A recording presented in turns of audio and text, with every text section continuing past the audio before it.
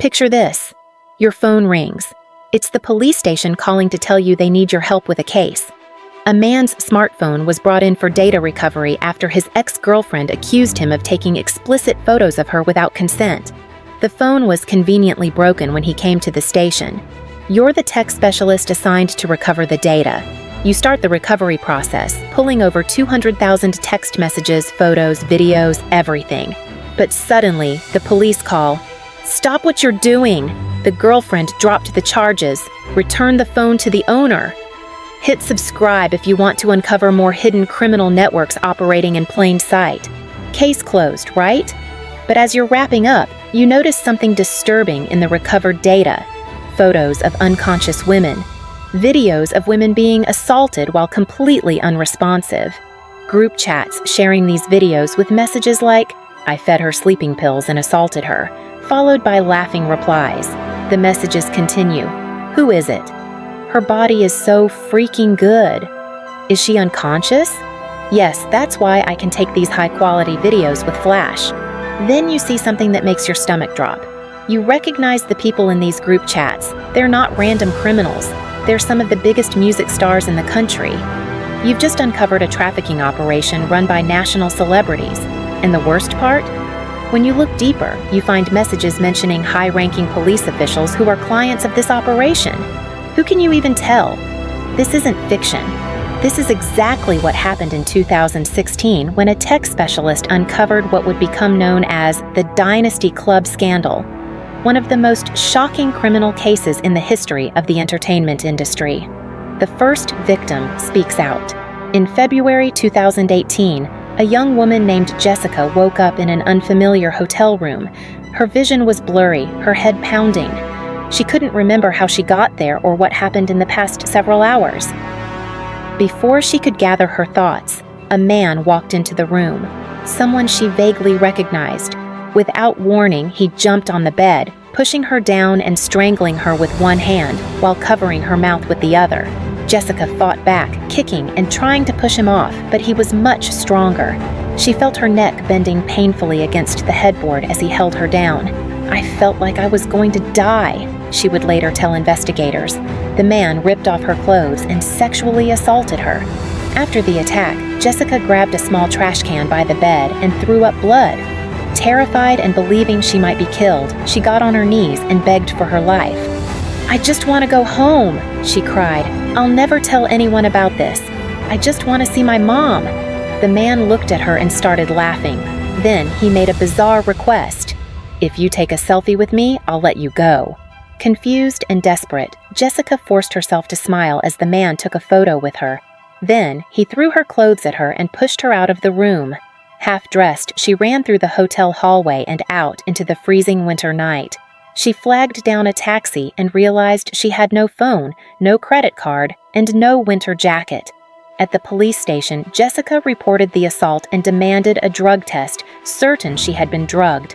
But the test came back negative. If this story shocked you, tap that subscribe button for more cases that expose the dark side of fame and power. The police began treating her like a liar. They showed her CCTV footage from the hotel lobby where she appeared to be walking in willingly with the man, smiling and engaged in conversation. Jessica couldn't believe what she was seeing. That wasn't possible. She had no memory of entering the hotel. The man who assaulted her was the son of influential politicians from Thailand. When the allegations reached his home country, he did news interviews denying everything. "I feel very unlucky to have been swept into a case like this," he told reporters. "I'm innocent. The CCTV shows it all. I didn't use any force." Jessica knew she wasn't lying. She would never make up something like this, and there was something odd about the footage. Where was her winter jacket? She remembered wearing a puffer jacket that night, but in the hotel footage, she was only wearing a thin sweater. What Jessica didn't know was that she had become a victim of the Dynasty Club, an operation that would soon be exposed as one of the most sophisticated trafficking rings in the country. The water business. The Dynasty Club wasn't just any nightclub. Located in the heart of the entertainment district and attached to a luxury hotel called the Mirage, it was the hottest spot in town. Celebrities, business tycoons, and wealthy tourists lined up to get in. Young people posted photos from inside on Instagram to show they were part of the elite crowd. But behind the flashing lights and bottle service, the Dynasty Club operated a sinister business. Employees had their own code language. When they talked about water, they weren't referring to H2O. They were talking about women. Good water meant very attractive women. Average water was referred to as side dishes. Tap subscribe now. There are more predators hiding behind celebrity smiles, and we're bringing their stories to light. Employees had group chats where they would text things like, "The VIP in room 3 is looking for good water tonight." "I'm looking for good water, hurry." "He's pestering me for water. He's very thirsty." "Someone is approaching the water I secured for a VIP. Bouncer, hurry up and protect my water." The Dynasty Club staff weren't just selling alcohol and VIP tables, they were selling access to women. But these women weren't employees or sex workers. They were regular clubgoers who had no idea they were being targeted. The club's business model was terrifyingly simple. Employees would survey women entering the club, pick out the most attractive ones, secretly drug them, and then deliver them to VIP clients who paid top dollar to assault these unconscious women. Some employees made close to $90,000 in a single night from tips from VIPs who were happy with their water. The club had 2 operations running simultaneously: the legal business that everyone saw, the music, the drinks, the dancing, and the underground VIP operation that victimized countless women. Staff would even create product catalogs of victims, sending photos and videos to wealthy clients with messages like, "Number 1 doesn't talk much and likes money. She doesn't have much charisma when drinking, but her looks are great." Clients would respond, "Let's go with number 5 along with number 3. The horrifying truth was that women were being sold to the highest bidder right under everyone's noses. The Whistleblower. In November 2018, a 29-year-old man named Marcus went to the Dynasty Club with friends to celebrate a birthday. It was also the first snowfall of the season, which is considered a special day in local tradition. Marcus stepped outside briefly to see the snow. On his way out, he noticed a woman who appeared drugged being dragged away by a man. She was desperately trying to grab onto passers-by for help. Marcus instinctively blocked the man from taking the woman. Unfortunately, this man was a VIP client, and Dynasty Club employees did not appreciate Marcus interfering with their business.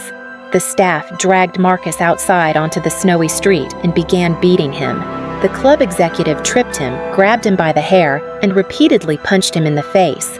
Even when one bouncer suggested they ease up, the executive continued the assault, at one point walking away just to remove his jacket so he could beat Marcus more effectively. When it was over, Marcus was left lying in the snow with 3 broken ribs. He called the police, who arrived 12 minutes later. Marcus pointed to the nearby CCTV cameras, telling the officers that everything was recorded. But instead of taking action against his attackers, the police went into the club, spoke with the staff, and then came back out to arrest Marcus. Don't miss our next investigation. Subscribe now to see which powerful criminals we're exposing next. They handcuffed him behind his back, which was agonizing with his broken ribs. Marcus would later claim that the officers intentionally tripped him as they took him to the police station, causing him to fall face first since his hands were cuffed behind him. They also allegedly kicked him in his already broken ribs and denied him medical care. At the police station, Marcus was heard shouting, "The Dynasty Club has money! They drug women and sell them." 2 months later, Marcus went public with his story. He started giving interviews and posting on social media about what he witnessed at the Dynasty Club. His main accusations were, women were being drugged at the club. Police were taking payoffs to look the other way. Screams could be heard from VIP rooms as women begged for help. Marcus started an online petition that received over 200,000 signatures in just one day. The petition detailed specific assault cases that allegedly happened at the Dynasty Club and the club's corrupt relationship with local police. The petition gained so much attention that the president promised to investigate.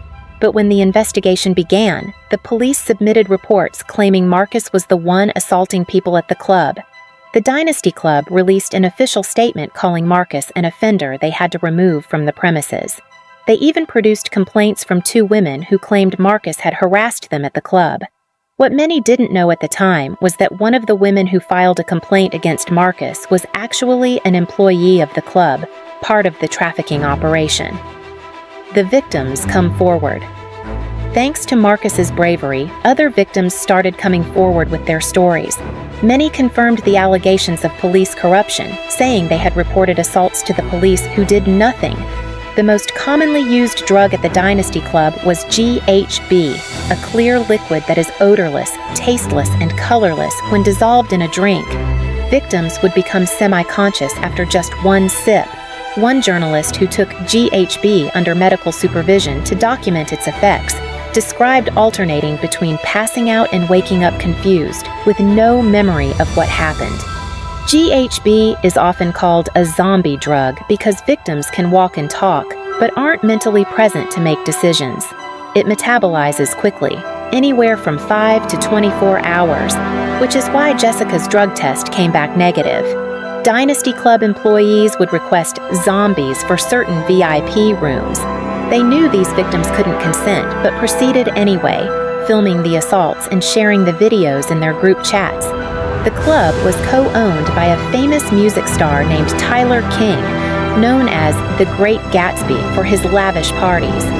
For his own birthday, he once booked an entire luxury resort in the Philippines, flying 150 friends there on first-class tickets for a 4-day party that cost around $444,000. As the scandal grew, everyone wanted to know, how much did Tyler King know about what was happening at his club? King's father did a media interview claiming his son was blindsided by the allegations. He said King had businesses everywhere and was too busy with his music career to be directly involved in the club's operations. Just because it's called the Tyler King Club doesn't mean my son was directly involved, the father stated. Tyler King himself gave an interview where he claimed he never bribed police officers. He said all he did was lend his name and fame to help the club gain popularity, occasionally DJing there. "I don't even know the financials of the club," he insisted. He threw his business partner under the bus, saying he had heard about his partner trying to buy sex but couldn't do anything about it. King promised to help with the investigation, saying he wanted the truth to come out. The truth needs to be told. Subscribe to join us in exposing the crimes that go unpunished. His fans were relieved. They believed King was still the good person they thought he was. Others were skeptical, especially since King was known as the Great Gatsby, a man who threw parties where anything could happen. The tech specialist's bombshell. Remember the tech specialist from the beginning of our story? 3 years after discovering those disturbing messages, he decided it was time to release them to the public. In February 2019, the first round of messages was published, and they were shocking. They revealed multiple celebrities participating in a trafficking ring, including Tyler King, owner of the Dynasty Club Jackson Young, a singer and TV host Adam Wilson, a member of the boy band Mountain View Eric Thompson, a singer from the group Starlight. The messages clearly showed that Tyler King was involved. He texted employees about investors coming to the club. "Give them everything they want. Call the girls over." When a business partner asked, "Which girls can we call right now?" King replied, "Get the ones who give it easily." King coordinated parties for VIP clients. "Let's give them back 100 times what we received from them. Look for pretty girls who can speak some Japanese. Let's pack the place for Christmas." In another conversation, King discussed a woman he liked. "Natalie is actually art, I admit it." Jackson Young responded, "I touched her everywhere. Her body is amazing." In yet another chat, the celebrities joked about a woman not remembering who she had been with. King wrote, "LOL, she has amnesia. She doesn't even remember who she does it with." Young replied, "Nope, not amnesia, just our kind of woman. LOL. The most disturbing conversation included the celebrities talking about gang assaulting a drugged woman the night before a fan meeting event. One person even made a horrific joke comparing a victim to comfort women, a reference to women who were forced into sexual slavery during wartime occupation. The messages revealed a culture of extreme misogyny with these male celebrities, who had predominantly female fan bases, speaking about women in the most degrading ways possible. The Double Life of Tyler King. To understand how someone like Tyler King could lead such a double life, we need to understand his background. King was part of a 5-member music group called Supernova, one of the most iconic boy bands in the country's history, but he always felt like the black sheep of the group, often saying he had an inferiority complex. He barely made it into the group, almost losing his spot to another trainee. While other members wrote songs or acted in dramas, King felt he wasn't as talented. He often received hate comments about his appearance, with people saying his head was too big or his legs were too short. King was open about feeling financially insecure. "I'm making 1% of what our lead singer is making," he once claimed, even though he was still a millionaire from the group's success. To compensate, King started multiple businesses: a training camp for new entertainers, a Belgian waffle cafe for his mother to run, a restaurant called Wild Museum, a ramen franchise, a sub-label under his entertainment company, and of course, the Dynasty Club. He built an image as the Great Gatsby, known for throwing lavish parties. But fans argued this image was at odds with the shy, humble person they knew from TV. They pointed to a clip where King was visibly uncomfortable when an actress offered him soap made from breast milk, evidence, they claimed, that he couldn't possibly be involved in something as sinister as trafficking. What fans didn't know was that King was the mastermind behind the Dynasty Club's underground operations.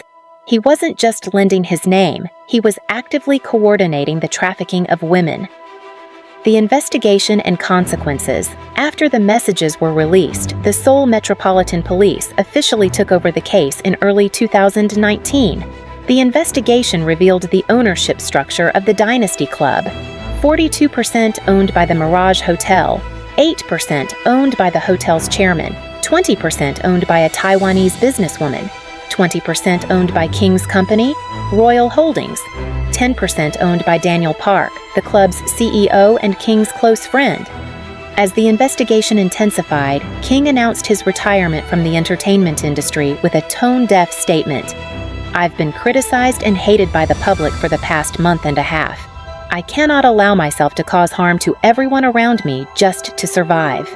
He also stated it would be a good time for him to enlist in the military and serve his mandatory duty, a move critics saw as an attempt to escape the consequences of his actions. Despite the severity of the crimes, the sentences handed down were surprisingly light. Jackson Young, 5 years in prison. Adam Wilson, 2.5 years in prison. Eric Thompson, 4 years in prison. Tyler King was able to have a military trial where he was found guilty of 9 charges ranging from sexual crimes to embezzlement. He was sentenced to 3 years in prison and fined $855,000. He appealed and had his sentence reduced to 1.5 years. Due to a convenient loophole, if someone serves less than 1.5 years, the conviction isn't permanently on their record. King managed to get released 2 days early, so technically, his record was eventually expunged. Most disturbingly, many of the VIP clients and corrupt police officers identified in the investigation faced minimal consequences. High-ranking officials weren't even dismissed from their positions. Even Marcus, the whistleblower who broke 3 ribs and was beaten by club staff, was later arrested for allegedly abusing people inside the Dynasty Club. Charges many believe were fabricated to discredit him. The aftermath. Today, the building that housed the Dynasty Club has been sold to a construction company and is being converted into apartments. The entertainment company that managed Supernova lost approximately $100 million in investments because of the scandal, and its founder stepped down as CEO. Recently, Adam Wilson was released from prison. When paparazzi tried to interview him in a church parking lot, he called for his mother like a child. His mother rushed over, telling reporters, "He wants to live in faith now. What do you want? Do you want to get punished by God?" Perhaps the most chilling fact about this case is that fans of Supernova were called VIPs, supposedly meaning they were very important people to the band. But at the Dynasty Club, VIPs weren't fans. They were the wealthy clients paying to assault drugged women. The Dynasty Club Scandal exposed the dark reality behind the glittering facade of fame. It showed how power, money, and celebrity status can create a perfect environment for exploitation and abuse. Most importantly, it reminded us that predators can hide behind charming smiles and carefully crafted public images. The sweet, humble boy on TV was orchestrating one of the most horrific trafficking operations the country had ever seen. Today, Tyler King is a free man. He's been spotted in Bali, still living a life of luxury. Meanwhile, his victims continue to live with the trauma of what happened to them at the Dynasty Club. Make sure to subscribe for more true crime stories that expose the monsters hiding in plain sight.